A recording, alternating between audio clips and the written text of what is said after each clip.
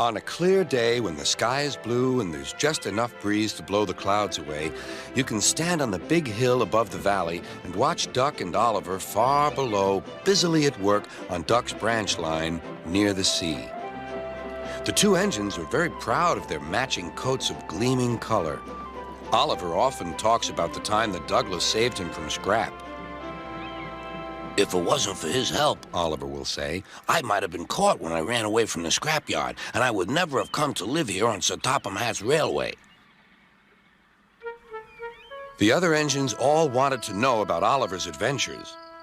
Amazing, remarked Henry. Oliver, said James, has resource. And sagacity, put in Gordon. What does that mean, whispered Percy. I think, replied Thomas, it's about being clever and wise. He is, finished Gordon, an example to us all. I'm sorry to say that Oliver became very puffed up in the smoke box. Henry says I'm amazing. He's right. He whistled as he swooshed along the line.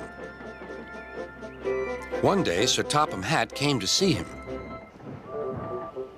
You are doing well. Now you must learn how to look after freight cars. Every wise engine knows that you cannot trust freight cars. The other engines warned Oliver, but he took no notice.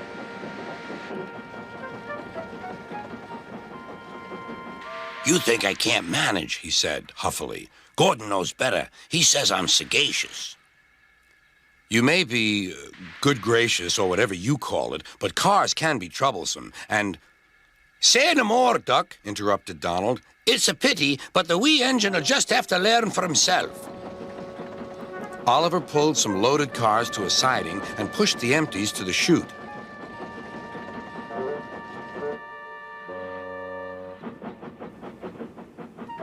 Then he came back to take the loaded cars away. But they were comfortable and didn't want to move. What right has he to poke his funnel in here?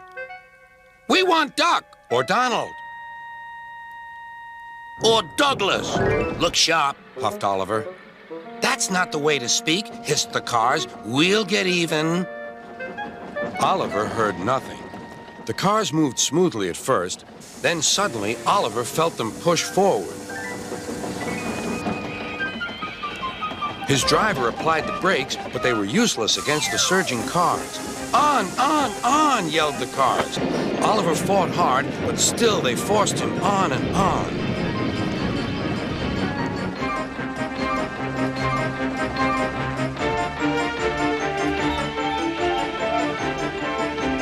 At last, the cars grew tired. I'm winning, gasped Oliver, but it was too late.